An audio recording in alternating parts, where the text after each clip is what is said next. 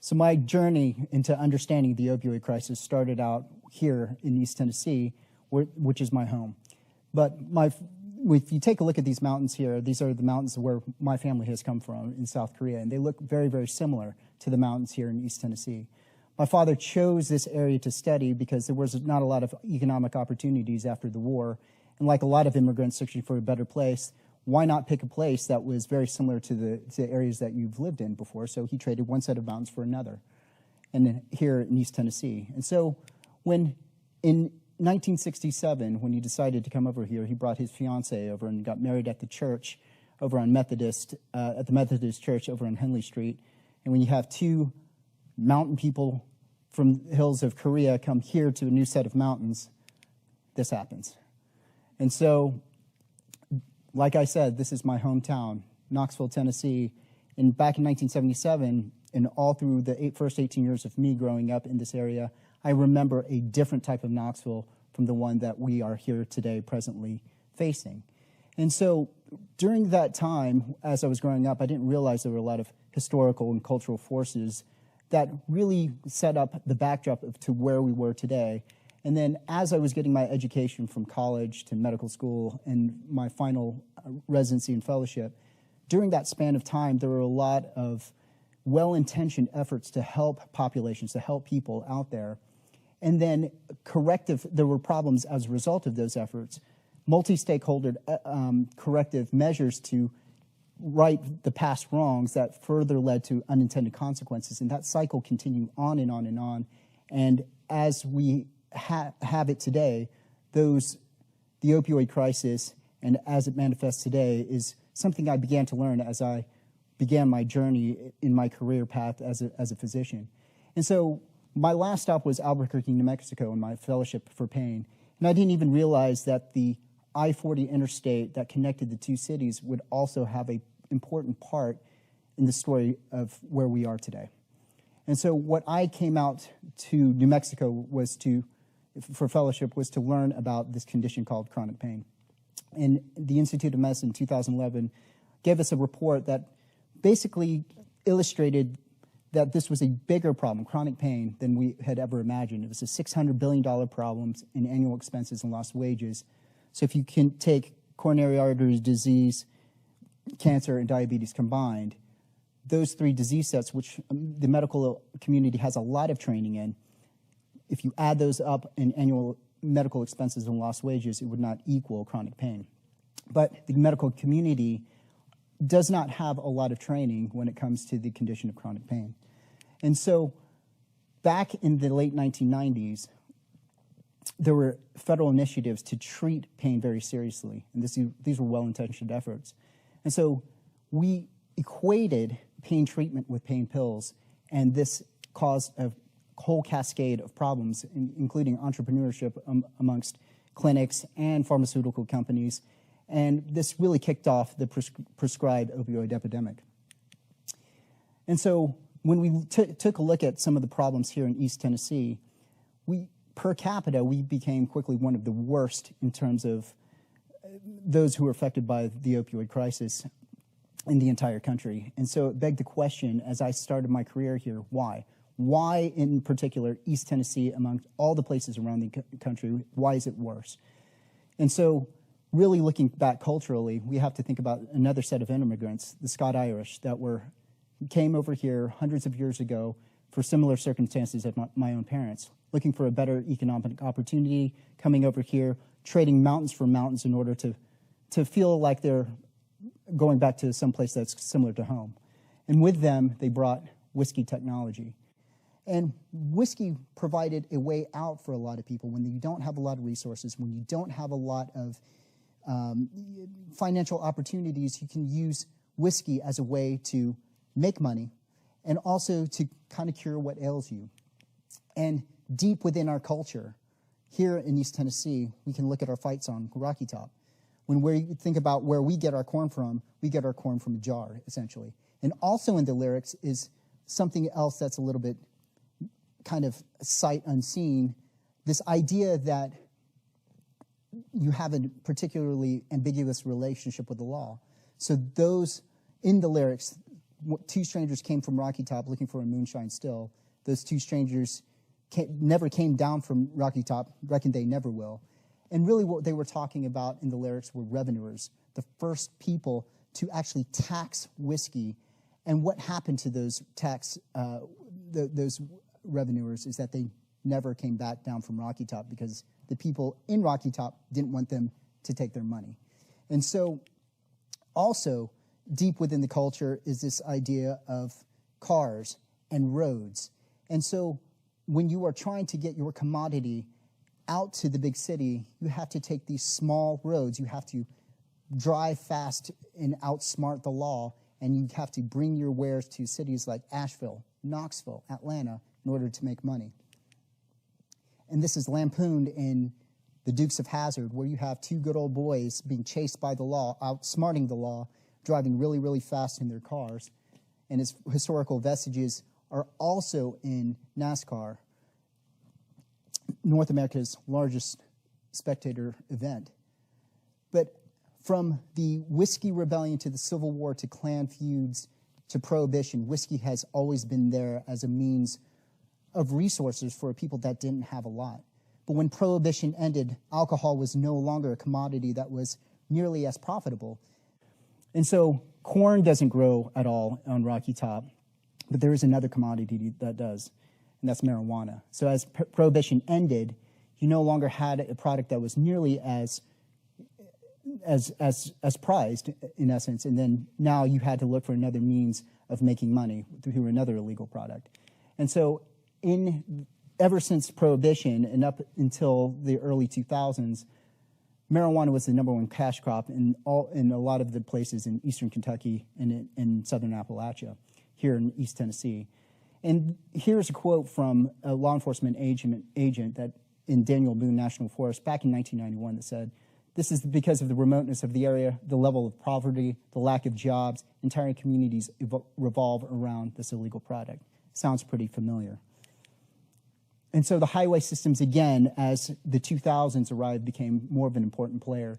So I-75 transects Knoxville along with I-40. This highway system connects Detroit all the way down to South Florida, and that becomes important later on. As the 2000s arrived, we had this initiative of taking pain very, very seriously. And then nefarious entrepreneurship began and grew out of South Florida. And what law enforcement officials began to realize was that in these particular areas, a lot of the license plates that came into these clinics were not just from Florida, but they were from places like West Virginia, East Tennessee, Western North Carolina, Northern Georgia, Southern Appalachia. And so what really became a major issue as I was starting up in my career in 2009 was this whole idea. Not only did I see a lot of people that were on opioids that really never needed to be on opioids, but what became more pressing, more alarming to those people that were in policy, that were in law enforcement, that were also in other parts of the medical community, was this idea of neonatal abstinence syndrome. And it was the first time where policymakers were really starting to take notice, because quickly we were becoming national leaders in trying to wean babies off of opioids that were exposed in utero. And the number of people that were dying as a result of prescribed opioids were only growing. And so as policies started to develop guidelines, education efforts, and other resources to drive opioids down, paradoxically, what we also began to see was an increase in the deaths in our area. And so as prescribed opioids were decreasing, the one thing that we started to notice was that from Detroit, that same highway system, we saw heroin and the fentanyl derivatives come into this area, and the number of people that were dying were at higher rates, because now you had an uncontrolled drug that was more potent, killing a lot of the people that were previously addicts from prescribed drugs, now taking something much more dangerous. And so essentially, when we think about the moonshining roads, we think of Thunder Road, when we take our wares from the holler back into the city. And now what we were seeing was that we were taking drugs from the city back into the holler, and we were essentially seeing Thunder Road in reverse. But there was something that really bothered me about the narratives about prescribed drugs and opioids in general was that the chief medical examiner reports were also talking about something fundamentally different from what the narratives were talking about. The reality was that a lot of people were dying from multi-drug use, polysubstance abuse, not just one drug in particular. And as we drove down one drug, we would sometimes bring in another that was much more dangerous, but we would also not account for all the other drugs that these people were also taking. And the other portion of this was that there was also an issue of suicide in our area. We're at a 30-year high. Tennessee is now seeing teen suicides on the rise. And life expectancy for the first time in 30 years in the United States was actually dropping. And it was largely because of a lot of different factors. A report by Case and Deaton took a look at some of the 30,000-foot view economic factors that were involved in some of these discussions about why people were dying.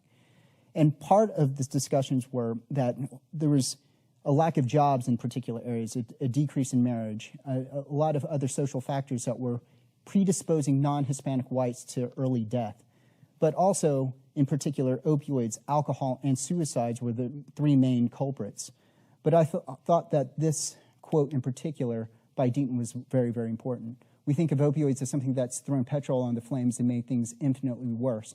But the underlying deep malaise would be there even without the opioids. And so as these policies were being placed into the nation and also into the state, my fears were that doctors who were inundated with the dangers of prescribed drugs and feeling the pressures with prescribing opioids were now going to stop prescribing altogether, and those who were caught in the middle would be the chronic pain patients. And that's exactly what we're seeing today. And as a way out, there are some patients that are turning to suicide and illicit drugs to treat their legitimate pain issues. And so when we're thinking about this entire issue, we wanted to go away from the 30,000-foot view and take a look at those individuals that might be, why those particular individuals were really at risk for anything that was all related to this decrease in life expectancy in the United States. And in particular, some of my thoughts and some of my research kind of drove me towards this idea that adverse childhood experiences are part of the narrative that is essentially missing. And in reality, when we talk about adverse childhood experiences, and we break it down into three fundamental categories: abuse, neglect, dysfunction in the home, that if we don't start talking about this problem that we have today in these very specific terms, that we will be misallocating resources to the true nature of the problem. And really, physical, emotional, sexual abuse, physical, emotional neglect, and all these dysfunctions in the home are critical in understanding a lot of health outcomes. Really, those who experience trauma early in their life are 15 times more likely to commit suicide. They're more likely to take any type of drugs, including alcohol. They're more likely to be depressed, more likely to smoke, more likely to fail financially, having serious job problems, being absent from work, and the like. And so also these ACE scores were found to be dose dependent. So the more of these traumatic events that you experience early in your life, the more likely you are to have a whole host of poor health-related outcomes, not just suicide, addiction, and so on and so forth. And so why is that? Well, it turns out with the stress of trauma in your life that there are toxic hormones, and this toxic stress can actually fundamentally change the architecture of the brain. And so those critical portions of your brain where you're able to make good decisions, rational thoughts, and be able to better cope with certain stresses of life are diminished with the onslaught of chronic stress, and the architecture of your brain will fundamentally be changed for the rest of your life. And so when we're talking about adverse childhood experiences, you're talking about the disruption of neural development and social, emotional, and cognitive impairment, and all of these poor, risky behaviors that lead to ultimately early death. And so part of the conversations that I've had with those who are dealing with this at the street level as far as the opioid crisis or the trauma crisis as we know it today is that People will run from one drug to another just to find something that will make them feel better. And as we see it today, there's an explosion of methamphetamine and cocaine and a whole host of other drugs that are being abused, not just the ones that we are accustomed to seeing in the narrative. So why is that? Why are these people running to these other drugs? In reality, it's this idea that some of these people are compulsively trying to find comfort where they've never had it before in their lives. They're trying to feel better, feel differently from the traumas that they have experienced, and that is fundamentally missing from the narratives altogether. So my wife and I, we both love the mountains. My wife is from Corbin, Kentucky, just up I-75 in the heart of eastern Kentucky. And her father is also from eastern Kentucky in an area called Harlan. Harlan has had its own problems with drugs, loss of economic opportunity, violence, alcohol, you name it. And so when you get two people together from the mountains, this happens. And so when we're talking about where we are today with today's crisis, I'm going to want to quote an often used slogan for the trauma community, and we should stop asking what's wrong with the individual that has been taking these drugs or who are addicted, and we should start asking what happened to the individual. Because if we're talking about the future of mountain people in the world, like you see here today, we want to create conditions where they have experience of resiliency so they don't just survive in the mountains, they also start to thrive. Thank you.